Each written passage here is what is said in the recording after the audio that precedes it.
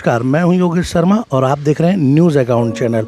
आज Rajnandgaon ward number 41 के पार्षद और नगर निगम के पूर्व चेयरमैन राजेश गुप्ता उर्फ चंपू गुप्ता ने जिला प्रशासन को एक ज्ञापन सौंपा है। इनकी मांग जरूर पुरानी है और लगातार ये उस मांग को लेकर अपने वार्डवासियों के हितों को लेकर लगातार इस पर काम कर रहे हैं, लेकिन अभी तक इनकी मांगों पर ध्यान नहीं दिया गया है। इसे लेकर इन्होंने आज एक ज्ञापन सौंपा और आने वाले दिनों में अगर इनकी समस्या का, इनकी मांग पर ध्यान नहीं दिया गया तो इन्होंने आगे कोर्ट का दरवाज़ा खटखटाने की बात कही है। आइए हम जानते हैं कि इस विषय को लेकर राजेश गुप्ता जो कि पार्षद हैं वार्ड नंबर 41 के, उनका क्या कहना है।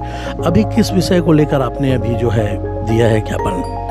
आज मैं 31/7/2024 को जो कलेक्टर साहब के जानकारी में दे के जो अनशन में बैठा था, उसी परिप्रेक्ष्य में मेरे को 10 दिन का कमिश्नर द्वारा समय दिया गया था कि 10 दिन के अंदर में आपकी मांग जायज़ है। नाले के ऊपर अतिक्रमण हुआ है। आज ये इतनी बड़ी समस्या है, इंदिरा नगर नाले समय से परे है, समझ नहीं आता है कि ये लोग ऐसा क्यों कर रहे हैं। ऐसा वहाँ अतिक्रमण होने के कारण किस तरीके की परेशानी वार्डवासियों को हो रही है जो आप देखते हैं? देखिए, मैंने अभी सामान्य सभा में निगम प्रशासन से पूछा था कि 2007 में जब मेरे यहाँ की माताजी पार्षद थी, उस समय नाले की खोदाई हुई थी या नहीं हुई थी।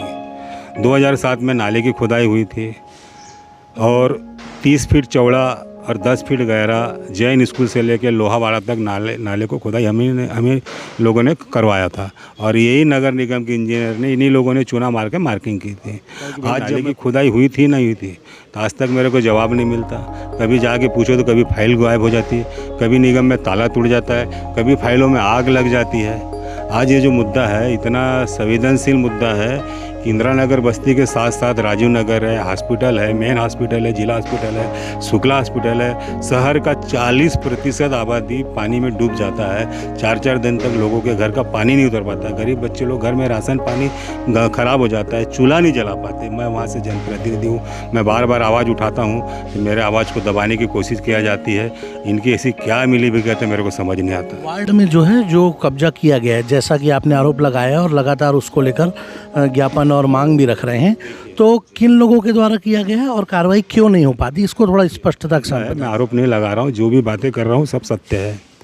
2007 में जब नाले की खुदाई हुई थी उस समय मेरे यहाँ की थी और हम ही लोगों ने नाले की खुदाई करवाया था। उसके बाद में 2018 में आदरणीय सम्मानित राजनांदगांव की विधायक विधानसभा और उस समय के मुख्यमंत्री डॉक्टर रमन सिंह जी ने अधोरचना मद से इंदिरा नगर नाले के निर्माण के लिए और अन्य कार्य के लिए 30 करोड़ रुपए की स्वीकृति की थी।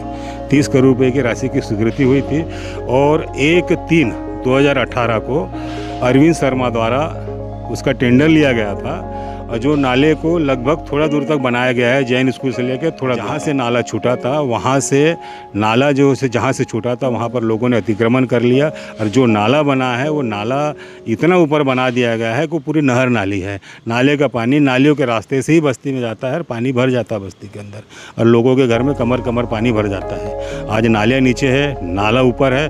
जहाँ से जगह छूटी थी हेमा देशमुख के कार्यकाल में, महापौर के कार्यकाल में, उसके ऊपर अतिक्रमण हो चुका है और अतिक्रमण भी उन लोगों ने किया है कि जिन लोगों की साइड में ज़मीन थी। उन लोगों ने प्लेट लगा के 5 फीट की नाली बना दिया और उसके ऊपर में, नाले के ऊपर में अतिक्रमण कर दिया।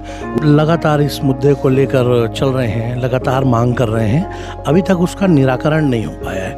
अगर इस बार जो आज आपने जो है ज्ञापन दिया है, इस पर भी निराकरण नहीं होता है तो आगे आपका क्या एक्शन होगा, इसको बताएंगे। 31/7/2024 को जब हम अनशन में बैठे थे, हमारे को लिखित में लेटर दिया गया था कि 10 दिन के अंदर आपकी मांग जायज़ है, इसमें कार्रवाई करेंगे। लेकिन जब 10 दिन पूरा हो गया, 11वें दिन कार्रवाई तो नहीं किया इन्होंने, उल्टा मेरे ऊपर में उलझाने के लिए फर्जी जुए का केस दर्शा दिया। जुए के केस जब इन्होंने दर्शाया, मैंने बोला कौन सा जुआ, किस चीज़ का जुआ? मीडिया वाले को मैंने बुलाया, इनसे पूछो साइबर वाले से भाई कहाँ पर जुआ चल रहा है, कहाँ पर ताश है, कहाँ पर क्या है। भाई ज़मीन का सौदा हो रहा है तो पार्टी बैठी थी और वो मकान का भी सौदा पुलिस वाले का है। उस पुलिस वाले का नाम भी बता देता हूँ, विनय कुमार मेहरा है। 22.5 लाख रुपए का उसका घर का सौदा हुआ था, पावर लिया गया था और उस बंदे का वो ट्रांसफ़र सुखमा हो चुका था, वो परेशान था बेचारा, बैंक से उसका ऊपर में 20 लाख रुपए का फाइनेंस था, वो परेशान था, उनके मकान का सौदा हुआ था, उसी पर्पस में बातें चल रही थी, मीटिंग चल रही थी, वहाँ पर कोई जुआ नहीं चल रहा था। मामला और सामने आया था डोंगरगढ़ विधानसभा को लेकर, जिसमें एफआईआर भी हुई और कुछ रकम लेने की बात कही गई थी, उस पर आप क्या कहेंगे? डोंगरगढ़ विधानसभा का मैं 10 अप्रैल 2023 को प्रभारी बना। मुझे दिल्ली बुलाया गया था, दिल्ली से मेरी नियुक्ति हुई थी डोंगरगढ़ विधानसभा प्रभारी के लिए। मैं वहाँ पर करीबन विधानसभा में जब काम किया तो बहुत से लोग महत्वाकांक्षी लोग रहते थे जो साथ में जुड़े थे, मेरा तो सबको साथ में लेके चलना मेरा काम था। तो मैं इतना बड़ा पावर नहीं है मेरे पास कि मैं किसी को टिकट दूँ। ये जानबूझकर एक षड्यंत्र के पूर्वक जब नाले वाला मुद्दा उठाया गया तो भाई नलिनी मेश्राम 12 महीने तक आज कहाँ थी, 12 महीने तक वो सामने क्यों नहीं आई? आज वो बोलती है कि चंपू गुप्ता को 30 लाख रुपए दिए हूँ, 3 करोड़ का सौदा है। भाई जिसका 3 करोड़ का जो सौदा करेंगे टिकट के लिए, वो 5 लाख रुपए के लिए बरड़े के सोने गिरवी रखने जाएंगे, समझ से पर है। और मेरे को बोला जाता है कि दिल्ली ले गई थी, कलकत्ता ले गई थी, नागपुर ले गई थी। उसके पास अगर कुछ प्रूफ है तो ला के दे देवे, और मेरे को बीच माना मंदिर में मैं सारा जुल्म स्वीकार करूंगा। माना मंदिर चौक में मेरे को फांसी में टांग देना अगर उसको एक भी है तो। मैंने उसके साथ कोई चीटिंग नहीं हुई है। मैं उसके साथ ना कभी दिल्ली गया हूँ, ना कहीं कलकत्ता गया हूँ, ना कभी नागपुर। मैं सारा चीज़ जान रहा हूँ कि इसमें नाले में जो लोग फंसे थे, और डोंगरगढ़ का एक नेता है कांग्रेस का, उसके कहे पे सारा षड्यंत्र रचा गया है। यहाँ पर वकील को उन्हीं के द्वारा बनाया गया है, फर्जी रिपोर्ट भी उन्हीं द्वारा लिखाया गया है। आज मैं बोलता हूँ कि 420 का पुलिस प्रशासन ने इतना बड़ा मेरे ऊपर आरोप लगा दिया। आज गिरफ्तार क्यों नहीं करते मेरे को? पुलिस क्या कर रही है, क्यों गिरफ्तार नहीं करते? करिए ना मेरे को गिरफ्तार, मैं तो खुलेआम घूम रहा हूँ। तुम्हारे पास कुछ भी नहीं है, कोई प्रूफ नहीं है कोर्ट में जमा करने के लिए। मैजिस्ट्रेट ने फटकार लगाई, अभी अंजनी सिंह ने, मैजिस्ट्रेट है अंजलि सिंह, श्रीमती अंजलि सिंह, उन्होंने फटकार लगाई मेरे सामने में। बोले आपने नाला निर्माण को लेकर बात कह दी, अपने ऊपर जो 2 प्रकरण थे उसके विषय को भी लेकर आपने बात कह दी। एक विषय और बचता है कि आप पूर्व में नगर निगम के चेयरमैन के पद पर थे, निर्दलीय प्रत्याशी होकर आपने अपने वार्ड से चुनाव जीता और उसके बाद जो है आप चेयरमैन बने नगर निगम में। अचानक ऐसा क्या हुआ कि आपको जो है चेयरमैन के पद से हटा दिया गया? इसको लेकर आपका क्या कहना है? जिन लोगों को सम्मानजनक चेयरमैन का पद मिला था, बहुत से मेरे साथी लोग भी मेरे साथ थे, लेकिन मैं निर्दलीय रहने के बाद मैं अपने वार्ड से तो जीता ही था, लेकिन मेरे यहाँ की माता जी मोहारा से चुनाव लड़ी थी उसी समय, और मेरे यहाँ की मिसेस बसंतपुर से लड़ी थी, और तीनों जगह लड़ाई डायरेक्ट मेरे परिवार से थी और सामने में कोई नहीं था। ये लोग पचा नहीं पा रहे कि एक व्यक्ति 3 वार्ड से चुनाव लड़के हमको चैलेंज करता है और हमारे साथ डायरेक्ट लड़ता है। इसको ब्रेक करने के लिए षड्यंत्र पूर्वक मेरे यहाँ पर कोई विकास कार्य नहीं होना चाहिए, मेरे यहाँ पर कुछ ये नहीं होना चाहिए, ऐसे पूरा सेटिंग करके नेताओं के साथ खेल खेला गया है, और मेरे यहाँ पर विकास कार्य भी नहीं हुआ है। और जब जब मैंने कोई भी बात को लेकर मुद्दे को उठाया हूँ, सफाई कर्मचारियों वाला मुद्दा हो, या अतिक्रमण वाला मुद्दा हो, या निगम में भर्रीसाई वाला मुद्दा हो, या जनप्रतिनिधि के मान सम्मान वाला मुद्दा हो, जब भी मैंने उठाया, महापौर द्वारा मेरे को एक ही बात बोला जाता था कि आप हमेशा कांग्रेस पार्टी का विरोध करते हो। मैंने कभी कांग्रेस पार्टी का विरोध नहीं किया।